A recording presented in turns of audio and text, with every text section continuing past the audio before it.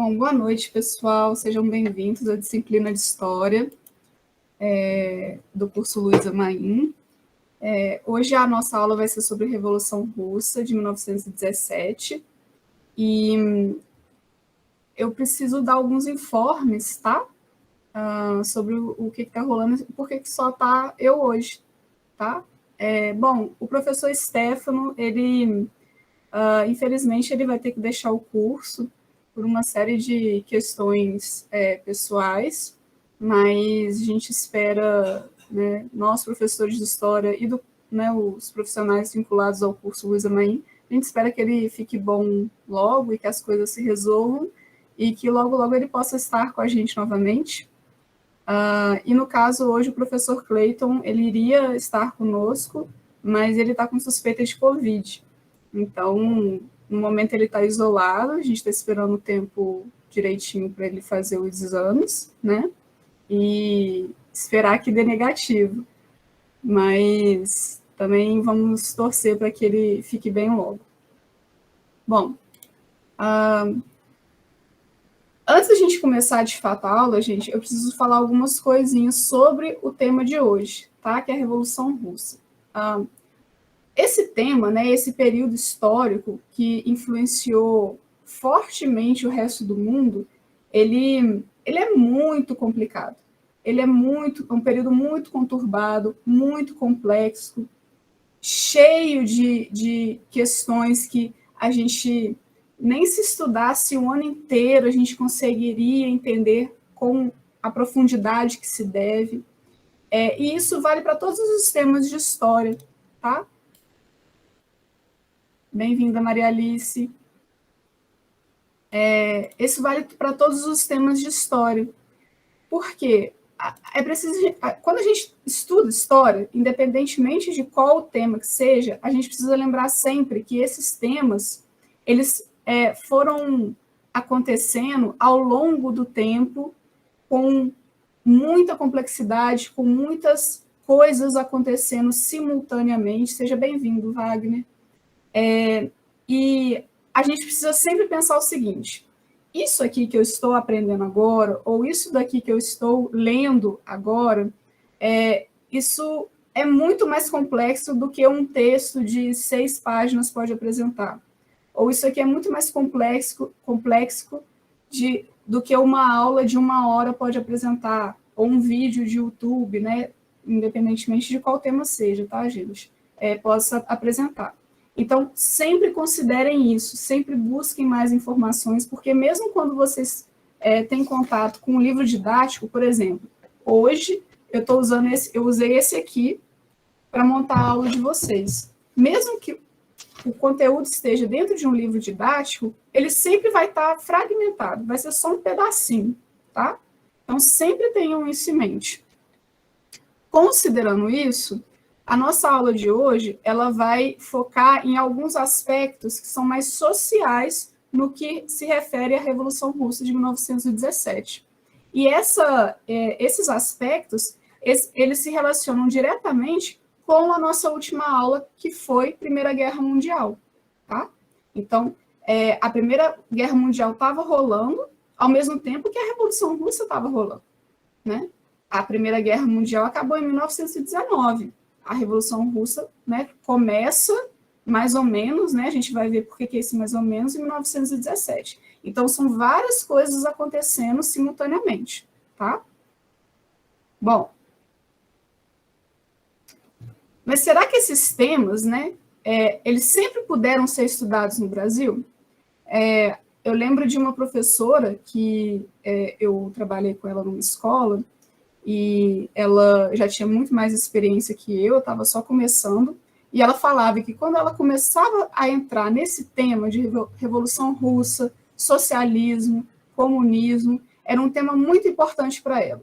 Não porque ela era comunista, porque ela não era, mas porque durante muitos anos no Brasil, ela não pôde abordar esse tema, porque era proibido, que foi durante a ditadura militar. Então, durante a ditadura militar, esse tema ele era praticamente abolido das escolas ou dado de uma forma muito parcial. E isso é um problema muito sério. Então, considerando isso, tanto eu quanto o professor Cleiton, né, que estaria comigo hoje aqui, a gente montou a aula da forma que a gente vai apresentar aqui agora para vocês. Mas eu queria ouvir um pouco vocês, se vocês estiverem dispostos hoje, a gente começar a entender qual que é a diferença de revolução e golpe. O que vocês entendem do que é cada um? Do que se trata uma revolução e do que se trata um golpe? Alguém poderia me explicar? Alguém se sentir à vontade? Porque também tem uma coisa que é melhorar, né, professora? Tem uma certa coisa aí, tipo, de você melhorar e de você dar a volta por cima e se melhorar, se é que você entendeu. Bacana. Não, muito bom, Jocelane. Esse caminho aí. Bacana, Jocelane, muito bom. Eu vou usar o que você falou, isso é muito importante.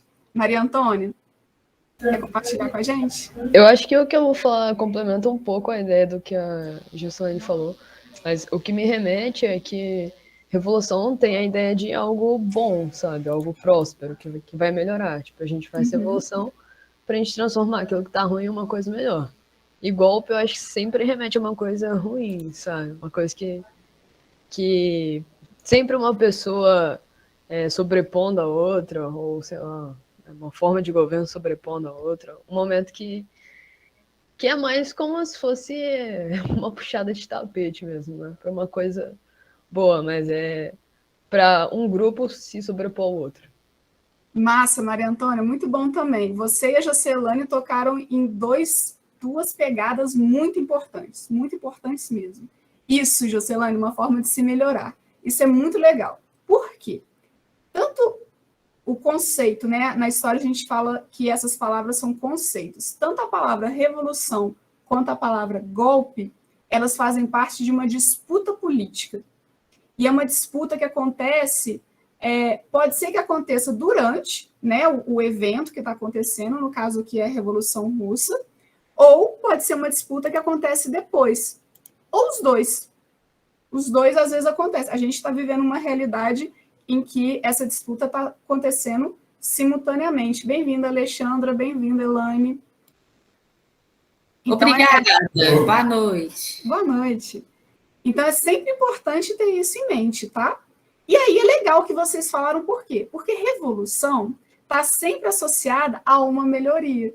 Vocês acertaram na mosca, é isso mesmo. Revolução é sempre associada a quem está querendo defender aquele evento, a quem está querendo falar, não, aquele evento foi legal porque melhorou a vida das pessoas, porque melhorou o governo, porque melhorou a nação, que já é outro conceito. Diretamente ligada à melhora, né, professora? A gente geralmente já pensa, uma revolução é uma coisa que, tipo, vai deixar aquele rolê de lado, aquela coisa que estava atrasando a gente para empurrar. E pelo que eu entendi também, o golpe é meio que um negócio da pessoa ficar meio que intacta, sabe? Passar o tapete e se manter ali, como se nada abalasse a situação.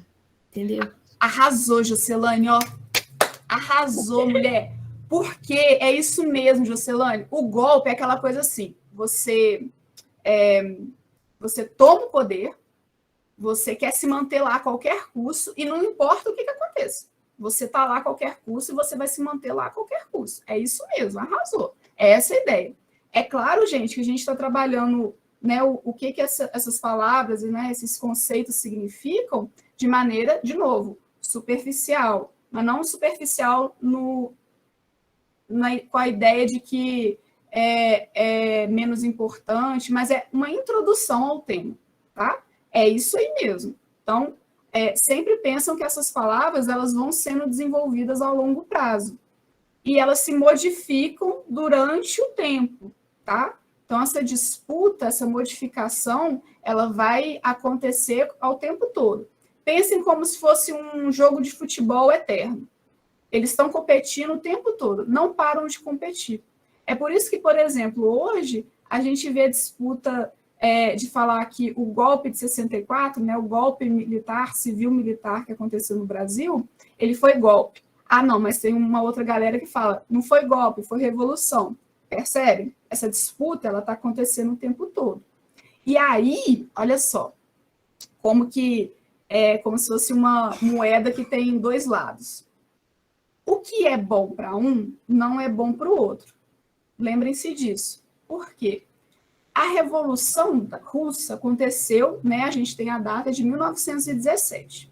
Isso não quer dizer que a ideia de revolução, ou seja, a ideia de melhoria, ficou parada lá em 1917. Porque lá em 1917, né, você tem a criação da União Soviética. Com a criação da União Soviética, você tem uma espécie de um novo país, né? Um novo nome, um novo país com orientações, diretrizes um pouco diferentes, né, do que era a Rússia. E aí esse país dura até 1980, né, até a década de 1980. Né? Tem divergências de quando que a União Soviética cai, né, ela deixa de existir, mas ela deixa de existir lá nos anos 80. Então, durante esse tempo todo, será que ela se manteve revolução? Será que ela foi boa para todo mundo? Né? Boa e má também é aquela coisa, boa e má para quem? Sempre lembrem-se disso, tá? É uma constante disputa. Isso tem que ficar muito, muito evidente para vocês, tá? Todas as vezes que aparecerem essas duas palavrinhas, a gente vai voltar a esse debate quando a gente começar a falar sobre ditadura militar, tá bom? Mas como que era a Rússia antes da Revolução, antes de 1917? Bom, a Rússia, gente, era um país majoritariamente que se baseava, né, a economia dele se baseava majoritariamente na agricultura, tá? Comparando com outros países, ele foi durante muito tempo considerado atrasado, bem entre aspas, tá? Porque tem toda uma discussão sobre isso, se a Rússia era de fato atrasada, se não era. A gente tem sempre que voltar àquela ideia lá da nossa primeira aula. Nossa primeira aula foi muito importante para a gente pensar isso, porque a gente estava falando do eurocentrismo, né? Considerando a Europa como o centro do mundo. E a Rússia, apesar de ter uma partezinha ali na Europa, ela é majoritariamente asiática, tá? Então, o restante da Europa não via a Rússia como igual, vamos colocar assim, tá? Então, tem toda essa uma questão das pessoas acharem que a Rússia era atrasada, mas, né, os historiadores demonstram hoje que não era bem assim. Mas essa é uma ideia que era muito popular, né, na época. E aí, considerando isso, a gente tem que pensar também que a Rússia ela era imperialista, né? Voltando também à nossa última aula. A Rússia imperialista, ela procurava outros territórios, né?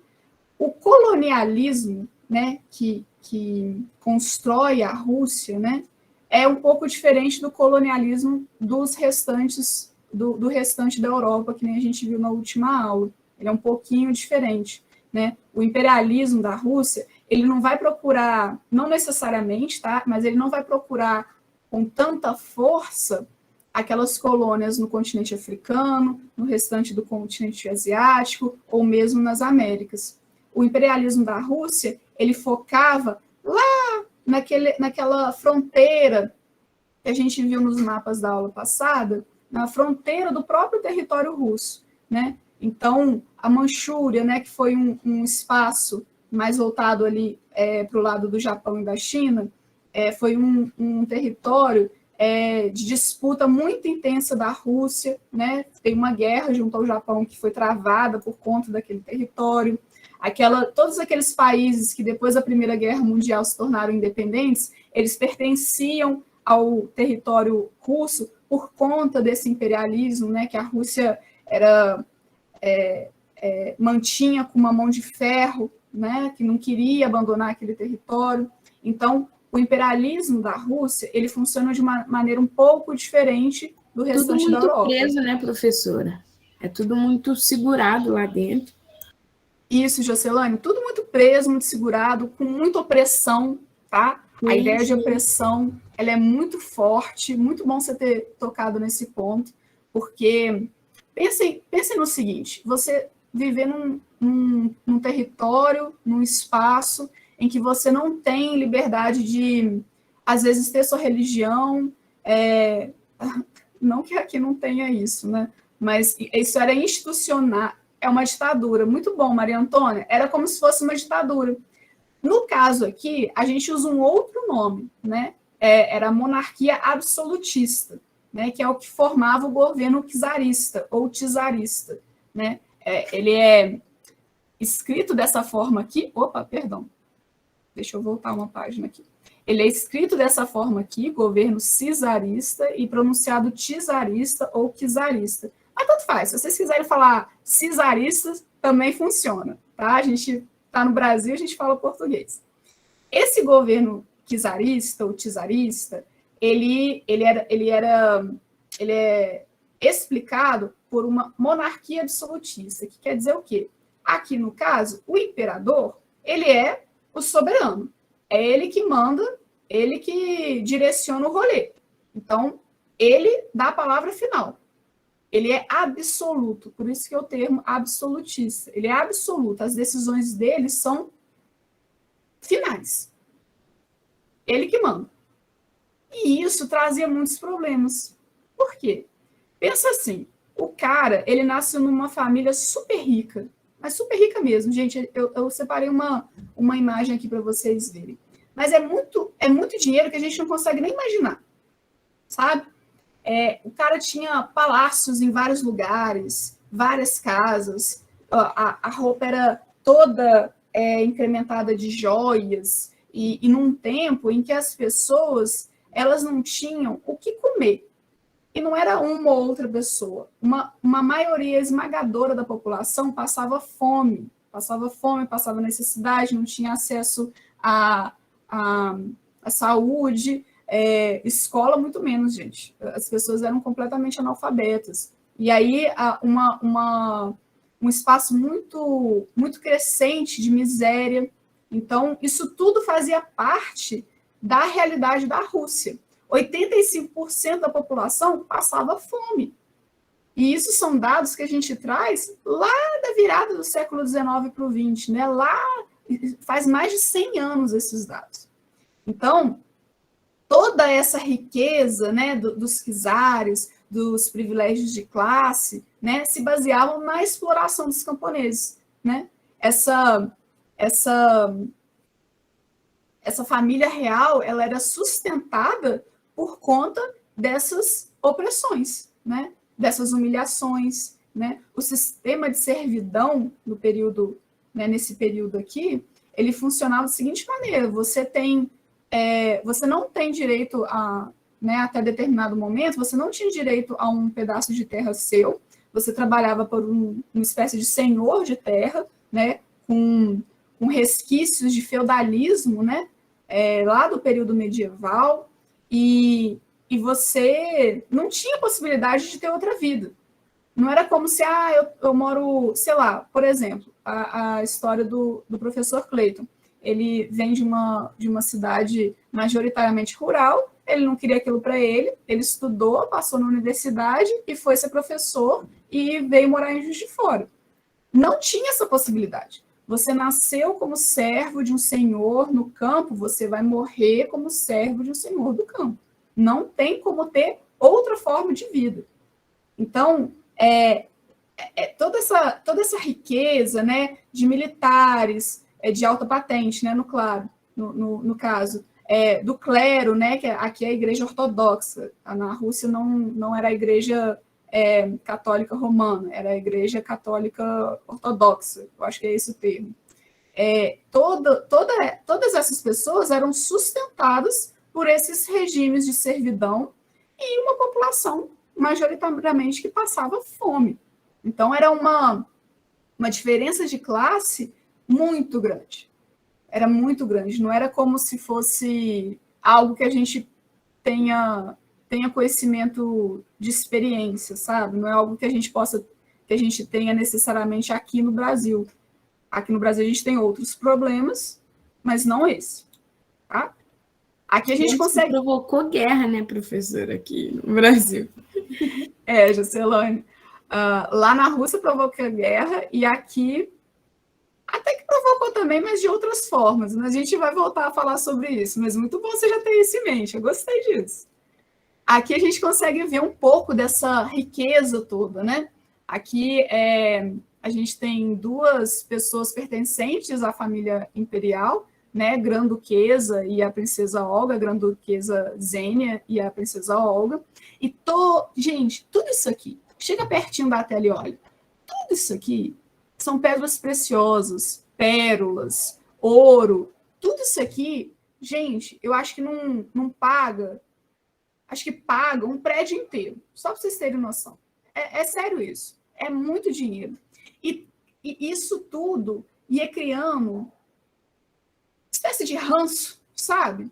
Ia sendo construído um ranço geral da população que via isso tudo, mas, ao mesmo tempo, olha só como que a coisa é complexa, mas, ao mesmo tempo, via o czar, né, que é o imperador, né, da Rússia, que no caso aqui é o da família Romanov, Alexandre Romanov?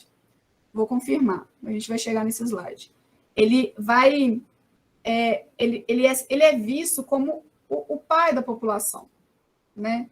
Ele é visto como aquela força que teria que proteger a população. Então, a população ficava num misto de sentimentos. Ficava numa espécie desse ranço, ao mesmo tempo que falava assim, poxa, eu estou aqui passando fome, meus filhos, meus irmãos, meus pais morrendo literalmente de fome, e a galera lá dando baile, usando essas roupas super chiquetosas, comendo do bom do melhor, e eu aqui passando necessidade. Então, vai criando um misto de emoções que vai culminar no que a gente vai ver um pouco aqui mais para frente.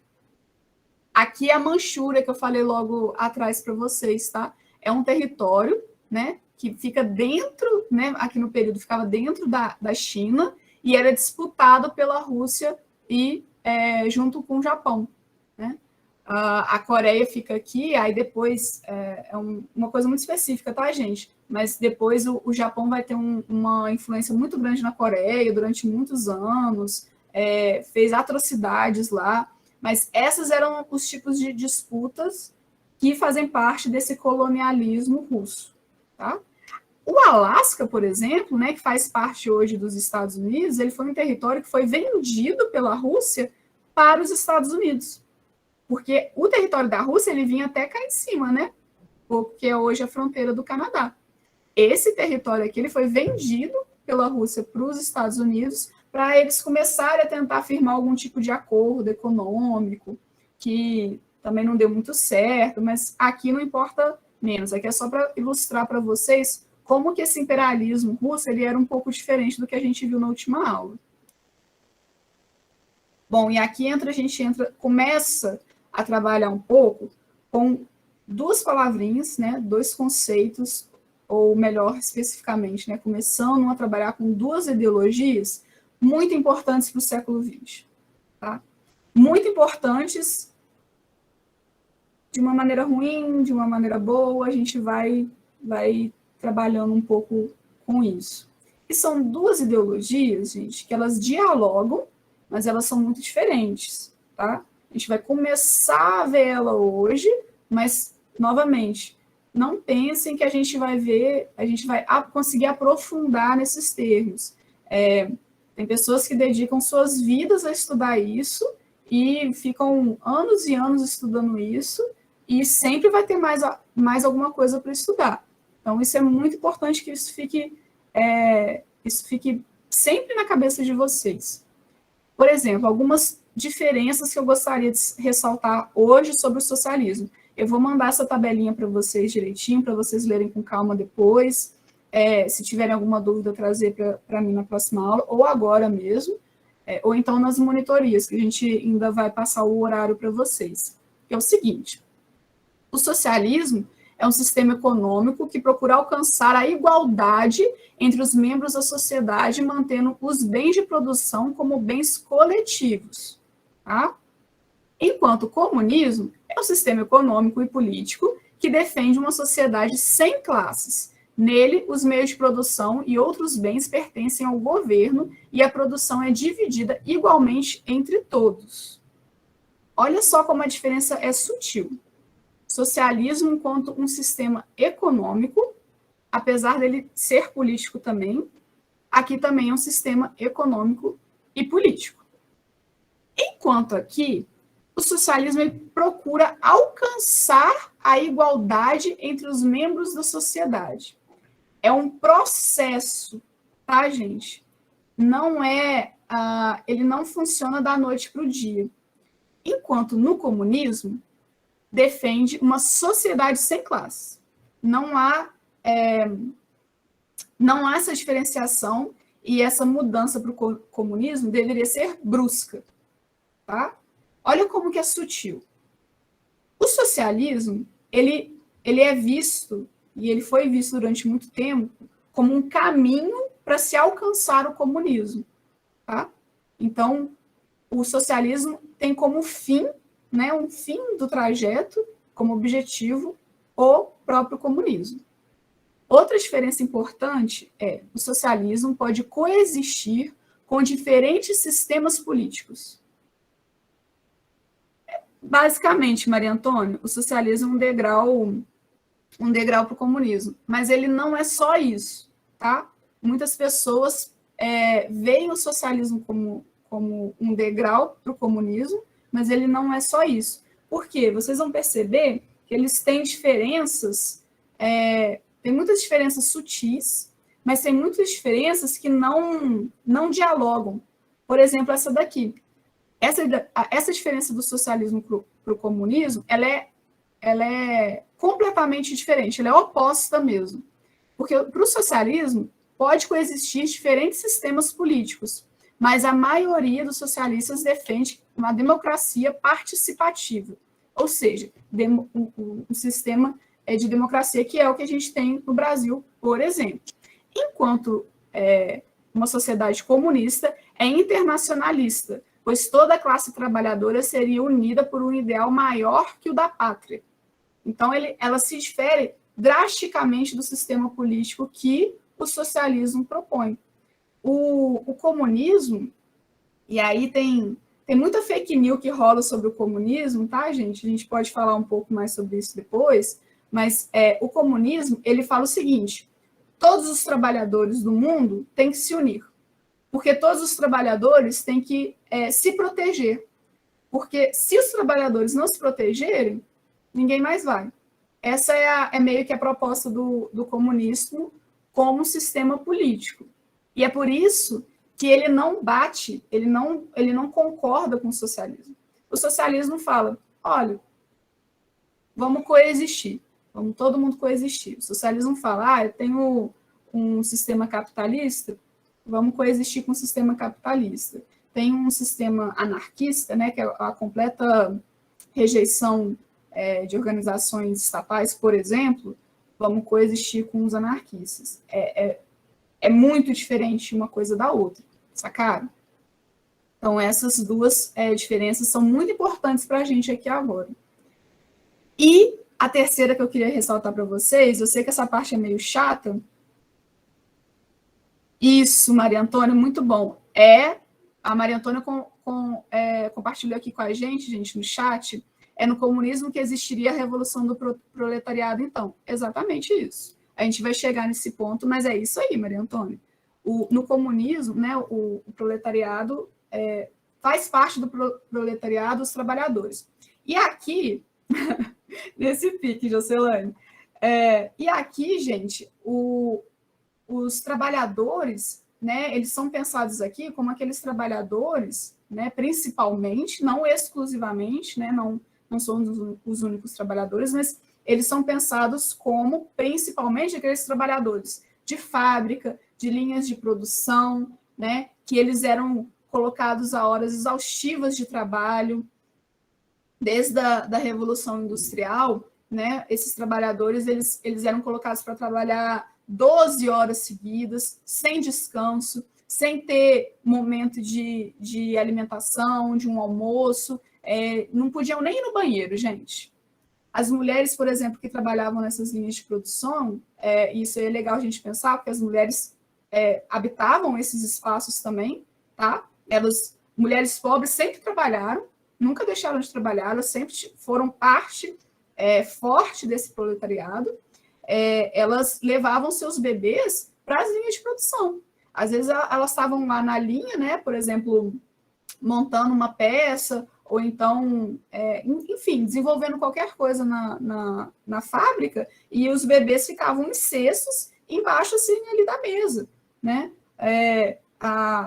Com contato com rato, com poeira, com substâncias tóxicas, porque não se tinha essa preocupação com a saúde dos trabalhadores, com a segurança deles, muito menos com as suas famílias. Então, era um lugar insalubre, né? Era um lugar para você acabar com a sua saúde de vez e morrer por ali mesmo.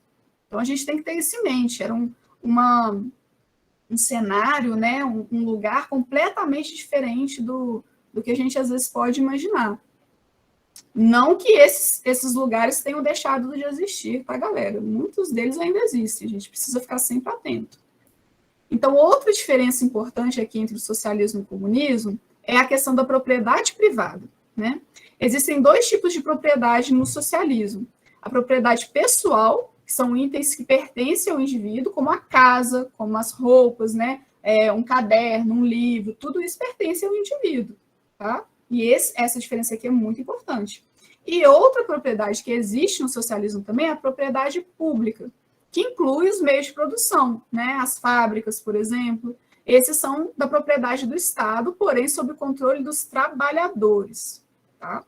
Isso aqui é muito importante. Vejam bem, qual que é um exemplo disso? Numa sociedade socialista, né? De fato socialista, você pode ter uma televisão. Você pode ir lá comprar uma televisão para você, tá? Mas a fábrica que faz aquela televisão, ela não pode ser sua, né? Essa fábrica é do Estado, né? E é o Estado que vai gerenciar o que está rolando ali naquela fábrica. Já no comunismo, não existe distinção. O conceito de propriedade é substituído pelo de bens comuns. Então, você não tem direito a uma casa.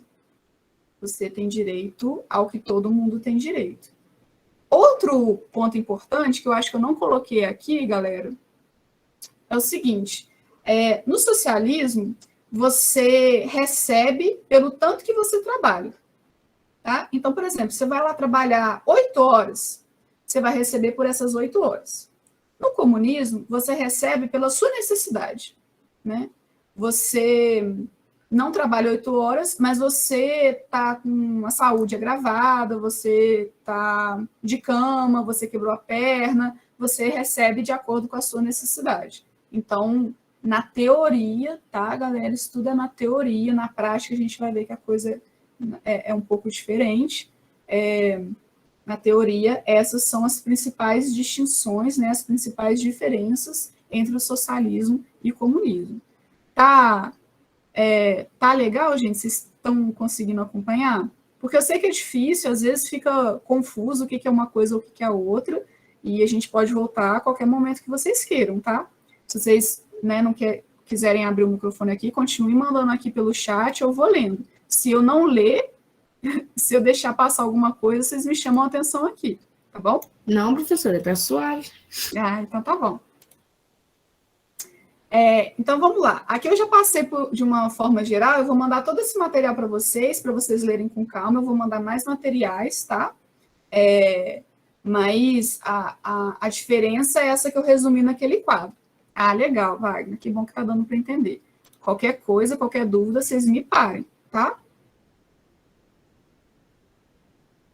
Aí a gente volta para a situação da Rússia.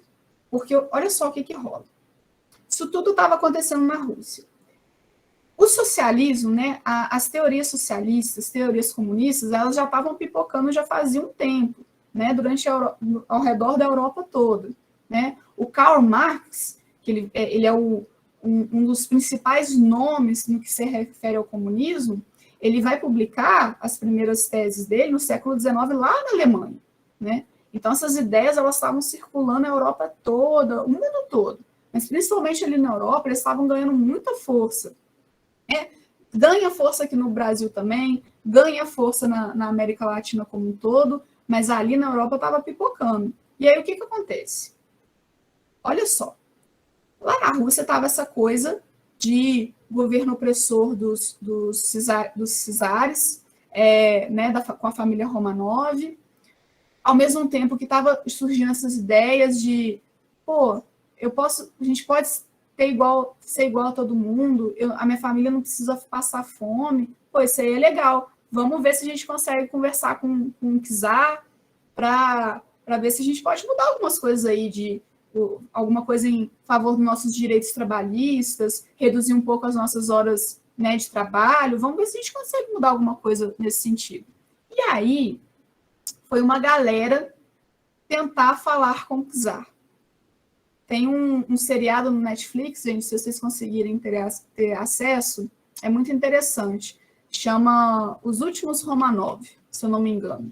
Conta ali os últimos anos de vida da família imperial, né? E ali vai ter um episódio ali que vai focar no que foi o Domingo Sangrento, que aconteceu em 1905. O que foi esse Domingo Sangrento?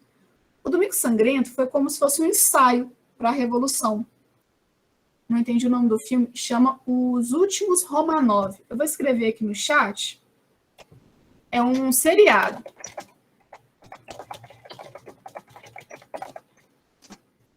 Tá lá no Netflix. Na Netflix, não sei como que vocês falam, eu falo no Netflix. Mas ele vai ter um episódio lá desse seriado que vai falar sobre esse Domingo Sangrento, sob a perspectiva da família imperial. Esse Domingo Sangrento foi uma espécie de ensaio para a Revolução Russa de 1917, porque os trabalhadores foram lá na porta do Palácio Imperial conversar com o czar, porque eles ainda viam a família imperial russa como a protetora da população russa. Tá, gente? Lembra-se sempre que era aquele misto de emoções, você não sabia muito bem como se sentia, você foi criado a vida inteira, né? E a sua família também foi criada a vida inteira para ser fiel, né, e leal à família russa. Então, era um misto de emoções. Lá nesse Domingo Sangrento, os trabalhadores foram tentar conversar com o czar, né, com os governantes de uma forma geral, para ver se eles podiam reduzir a jornada de trabalho, né, e ver pelo menos alguns dos direitos trabalhistas. O que aconteceu? A polícia da Rússia, naquele período, acabou com eles. Matou todo mundo, gente. Mas, assim, matou sem nem pensar duas vezes, sem nem hesitar.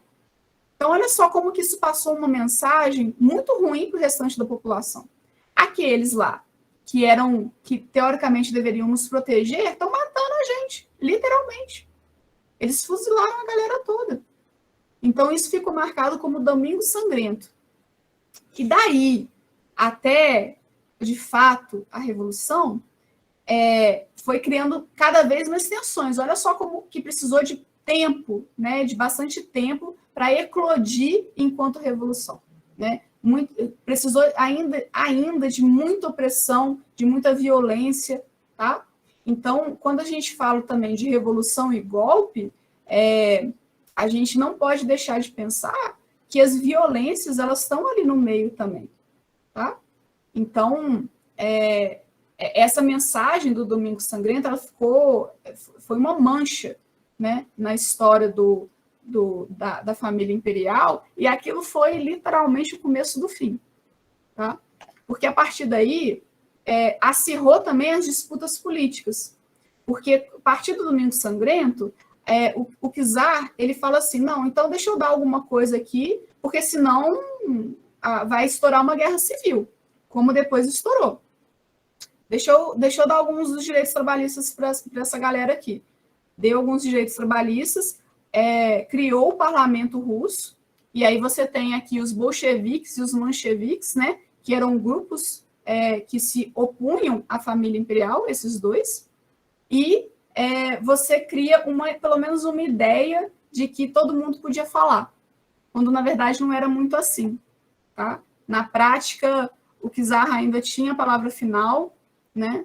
E mesmo com a pressão, né, com essa pressão popular que limitasse o poder do czar, o czar ainda tinha muito poder, né? Então, a deposição do czar, o golpe, né, que deu origem à Revolução Russa, ele é feito pelo Lenin, Trotsky e Stalin, que são 3 nomes, né, muito importantes no que vai constituir a União Soviética, né? Com a deposição do czar como imperador da Rússia, você começa a construir o que viria a ser a União Soviética, que vai perdurar até os anos 80, até os anos 1980. O novo governo bolchevique, né, que vai futuramente dar origem ao Partido Comunista da União Soviética. Eles atenderam a várias reivindicações dos trabalhadores, tá? Os camponeses queriam terra, os operários queriam melhores condições de vida, os soldados queriam o fim da guerra, lembre-se que a Rússia estava lá na Primeira Guerra Mundial, e vários povos do antigo império queriam autonomia, né? Foi nesse momento ali também, como a gente viu na aula passada, que novos países vão surgindo.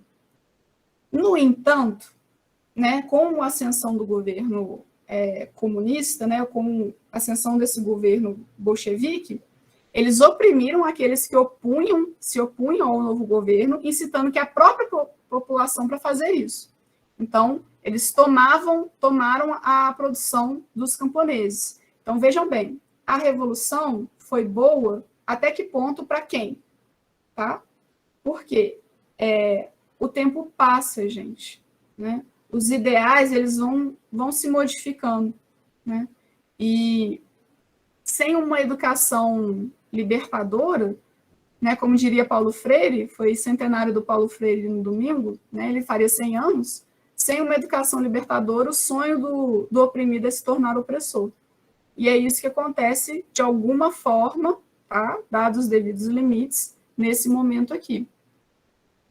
Então, a gente tem a vitória dos comunistas, né, que passam a dirigir um país que estava completamente arruinado pela guerra, pelas greves operárias, né, eles exigiam uma democratização, fim dos trabalhos forçados, né, de servidão, e eleição popular.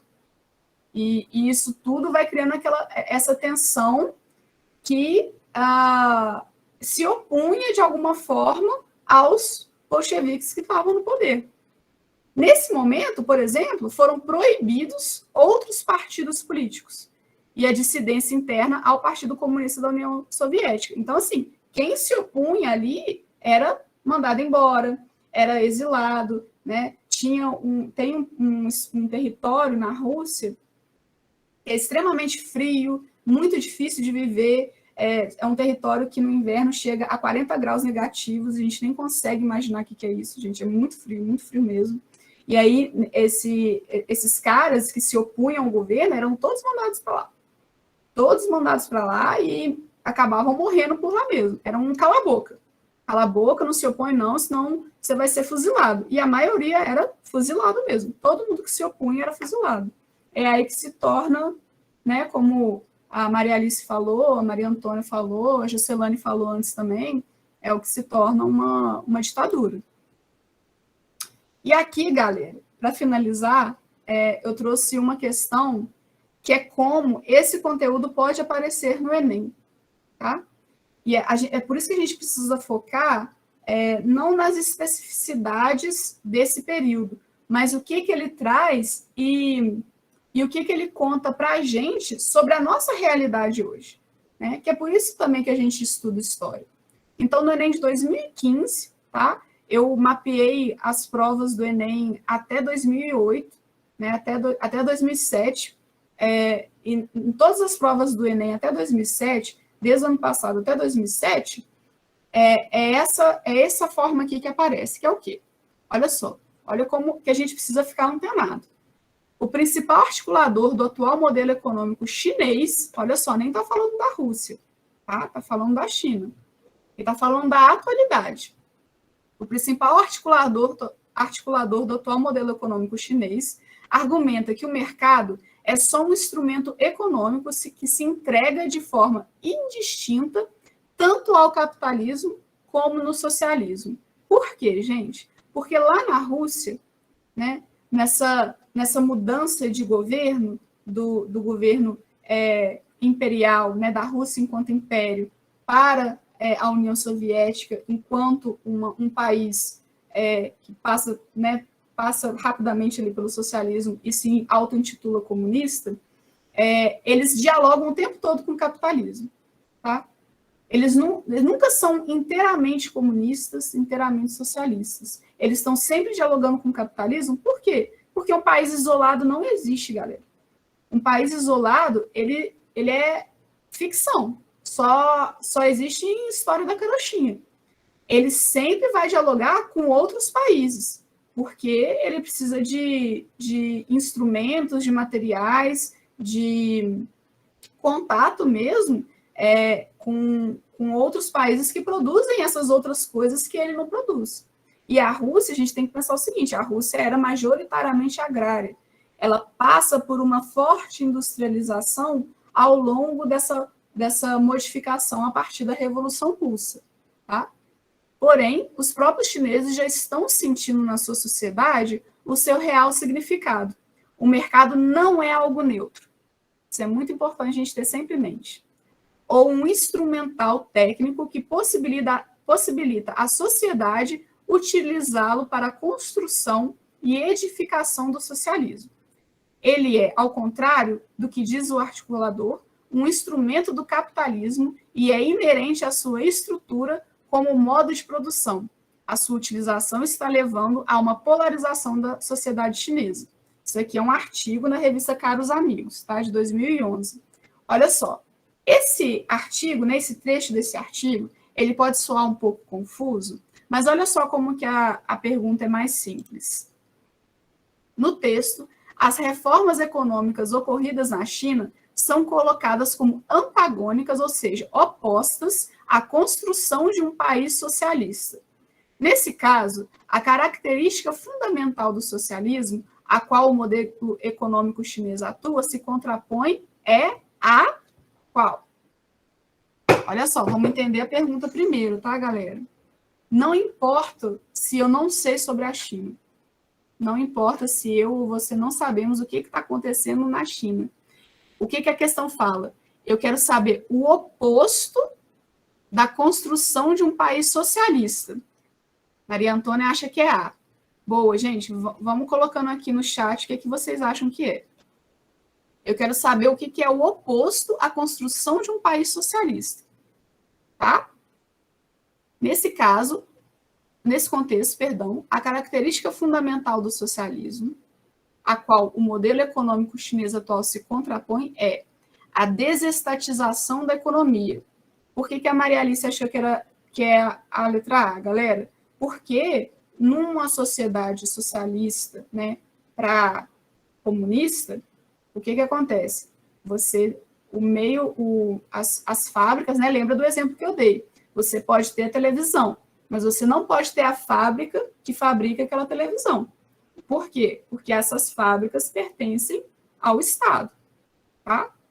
Então, nesse contexto, a característica fundamental do socialismo, a qual o modelo econômico chinês atual se contrapõe, é a desestatização da economia. Poderia ser, Maria Alice, mas a questão é que, no caso da China, você tem um híbrido, né? Os meios, as fábricas, vamos colocar assim, as fábricas, elas não são inteiramente do Estado. Já é um termo híbrido. Então, não está se contrapondo, tá? Mas o seu raciocínio está corretíssimo. Por quê? Porque no modelo socialista, as fábricas são do Estado, né? Elas são do governo. O seu raciocínio está corretíssimo. Na letra B, a gente tem a instauração de um partido único. É verdade. E aí está incorreta, tá, Maria Alice? Por quê? Porque lá na China, você tem esse modelo híbrido. Não, inclusive, para e pensa. a maioria das coisas que a gente tem em casa, olha assim, o selo da sua roupa, aonde foi feito seu celular, tá tudo lá feito made in China. Por quê? Porque as empresas de outros países levam essas indústrias para o território da China, mas as empresas não são do Estado, tá? Então, é por isso que não seria a opção A, mas o seu raciocínio foi correto. A instalação de um partido único poderia até ser, porque, né, no comunismo você tem essa instauração do partido único, mas no socialismo não. É uma das diferenças que a gente viu nessa aula, tá, galera? Olha só, é capciosa essa questão. Ela é aquelas questões de pegadinha, tá? Manutenção da livre concorrência. Esse aqui não é. Por quê? Porque a manutenção da livre concorrência diz respeito a outro modelo econômico e político, né? Que é o liberalismo. A gente vai ver um pouco mais sobre isso mais para frente. Aí, por isso que não é a questão C também. Ela se contrapõe à formação de sindicatos trabalhistas. Olha só. Por que não é a D também? A D, ela diz respeito, né, o socialismo e o comunismo diz respeito à valorização do trabalhador como tal. Os sindicatos, eles fazem parte dessa valorização, porque é através dos sindicatos que o trabalhador tem voz política também. Os sindicatos são uma conquista muito importante do século XX por conta disso, porque antes, né, esse diálogo ele era muito difícil. Então, ele não se contrapõe por conta disso, né? Além do que, o texto base, ele não menciona, né, a situação dos trabalhadores em si. A letra E é a extinção gradual das classes sociais. No caso aqui, é a letra E. Por quê? Olha só como a gente volta àquele quadro, e é o problema da diferença sutil entre o socialismo e o comunismo,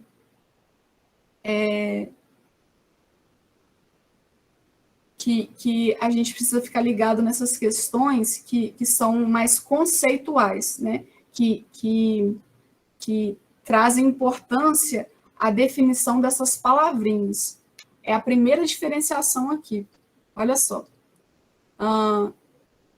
O sistema econômico que procura alcançar a igualdade entre os membros da sociedade, mantendo os bens de produção como bens coletivos. Alcançar a igualdade entre os membros da sociedade. Não fala qual igualdade que não especifica, mas o ponto do socialismo é tentar alcançar essa igualdade, tá?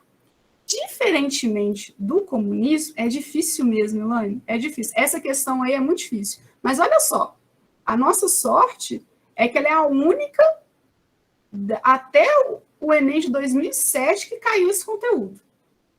Esse conteúdo não cai tanto assim no Enem. Ufa! Ufa para todos nós, Elaine. Mas diferente, é difícil mesmo, por isso que eu quis trazer essa questão para a aula, para conversar com vocês sobre ela, porque a diferença ela é bem sutil. Diferentemente do socialismo, que busca alcançar essa igualdade, o comunismo ele quer erradicar, ele não quer ter, quer ter diferenciação de classe. Tá? Então, é todo mundo igual mesmo. É por isso, né, por causa dessa diferença bem sutil mesmo, que aqui é a letra E. Porque nesse contexto, a característica fundamental do socialismo, né, a qual o modelo econômico chinês atual se contrapõe, é a extinção gradual das classes sociais. Vejam bem, a China, ele se autodefine como um governo, né, comunista, tá? No entanto, o comunismo ideal, que é esse que eu mostrei para vocês bem rapidamente, tá, gente? Sempre pensem nisso, isso é só uma introdução. Ele não existe. Ele sempre vai dialogar diretamente com o capitalismo. É por isso que todas essas empresas, toda vez que a gente vê uma etiqueta de roupa, de tênis, procurem ver onde que é fabricada aquela coisa, aquele tênis, aquela roupa. A maioria, vou desafiar vocês. Procurem uma etiqueta que é feita, por exemplo, aqui no Brasil. A maioria vai ser em países como a China, Camboja, Vietnã, Marrocos, que têm direitos trabalhistas, vamos colocar assim, bem maleáveis. E bem maleáveis nunca é em favor do trabalhador, tá? Então, esse modelo comunista da China, ele é complicado, tá? Ele não corresponde, não inteiramente, a esse modelo que a gente viu hoje aqui, tá? Ele é como se fosse uma atualização desse comunismo ao longo do século XX, né? E, querendo ou não, a gente está no século XXI. Isso aqui tudo aconteceu lá no começo do século XX, então muita coisa aconteceu depois disso. Então, as coisas, elas se modificam, tá? Tenham muito, muito isso em mente. Bom, eu vou finalizar a aula de hoje, tá? Mesmo porque vocês têm ainda uma aula de Química. Eu só queria ressaltar para vocês que todas essas aulas que estão sendo gravadas, elas estão lá no canal do YouTube do curso. E tanto a aula da semana passada quanto a nossa aula da segunda semana, eu e o professor Cleiton gravamos a finalização delas, que também está disponível lá no canal do YouTube. Eu vou mandar para vocês os links lá no nosso grupo no WhatsApp, para que fique mais fácil acesso para vocês. E se vocês tiverem qualquer dúvida, podem trazer na sala de aula, ou se vocês estiverem mais envergonhados, mais acanhados, vocês podem mandar diretamente para mim no WhatsApp, que eu vou tirar a dúvida de vocês com todo prazer, tá bom? Vocês têm alguma dúvida em relação a esse conteúdo de hoje, gente? Que ainda vocês queiram que eu fale um pouco mais? Eu posso trazer na próxima aula, não agora, porque para não atrapalhar a aula de Química de vocês. Bom, então vou finalizar a nossa aula de hoje. Obrigada pela participação de vocês, foi muito bom tê-los aqui, e a gente se vê na próxima aula, tá bom? Tá bom, professora. Obrigado pela aula. Valeu, Maria Antônia. Até mais, Gui. Boa noite. Boa aula de Química para vocês.